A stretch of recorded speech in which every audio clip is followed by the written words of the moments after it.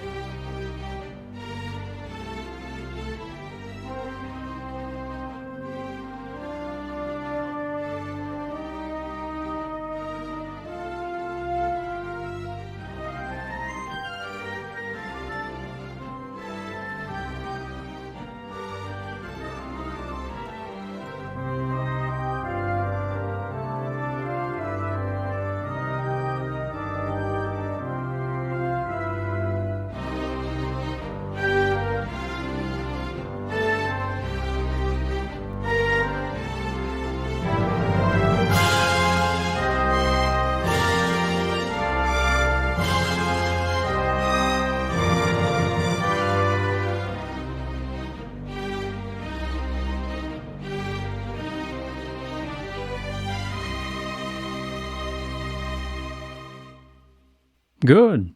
I'm quite pleased with the result.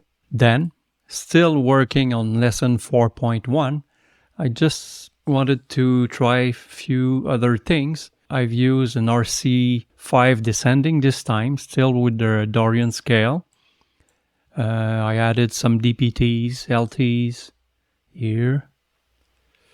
Then I've used these same 4 bars, but this time changing the order of the PC, which is starting with 5-3 instead of 3-5.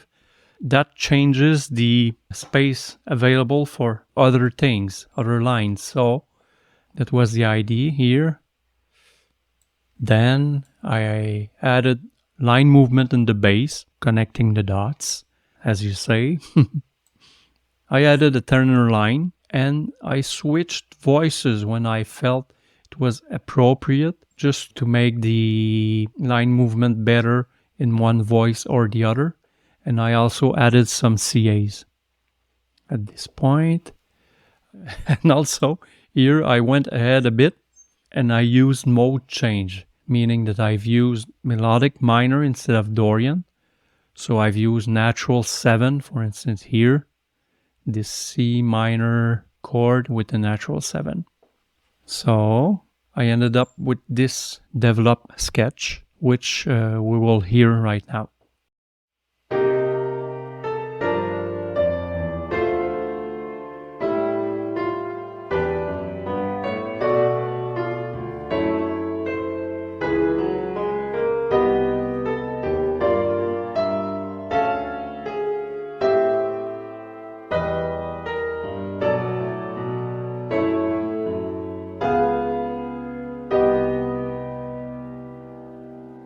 Not bad. I used the same material, but this time for strings. So let's hear that part.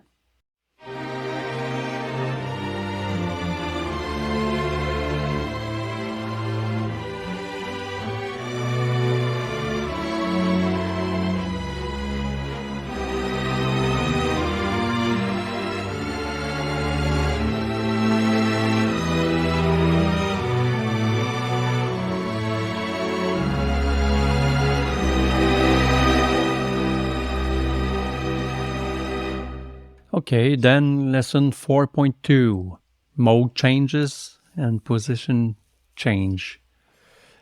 I went for a very basic, for instance, the PC is between soprano and tenor, and this is the case all the way through. And the alto, this is where I've used one part PC for the alto part. And I've used a little bit substitute tones where I've wanted to make the line flow better. You've got some substitute tones here and there. Okay, let's have a listen to this.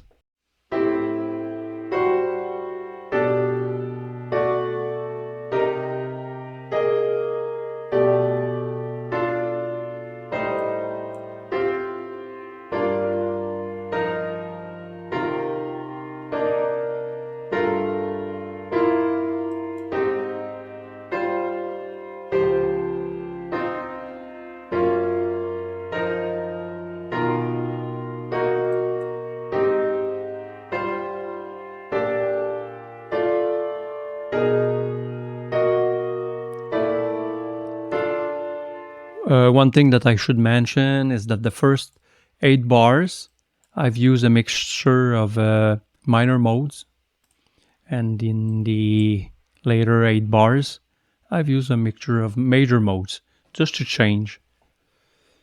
With this material, I've written out a little piece for piano, just connecting the dots, adding some DPTs, LTs, to make the line flow better. I've used a little accompaniment pattern, the bass, and that's about it.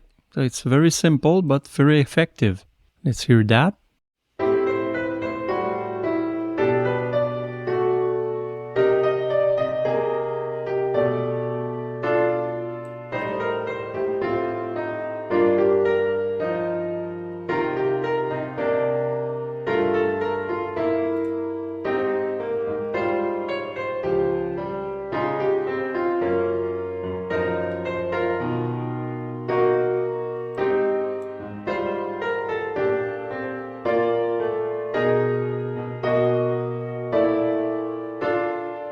Quite effective.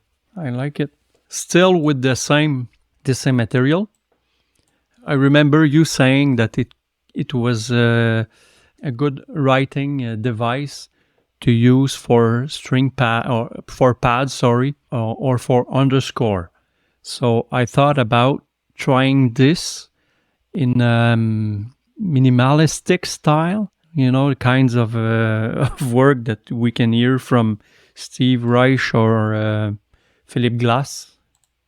So I ended up writing this, which is basically the PC, but just writing them in with complementary rhythms and adding some little extra notes here and there, just to make it more interesting. So, well, we won't listen to that. We'll have a listen to the string ensemble version already.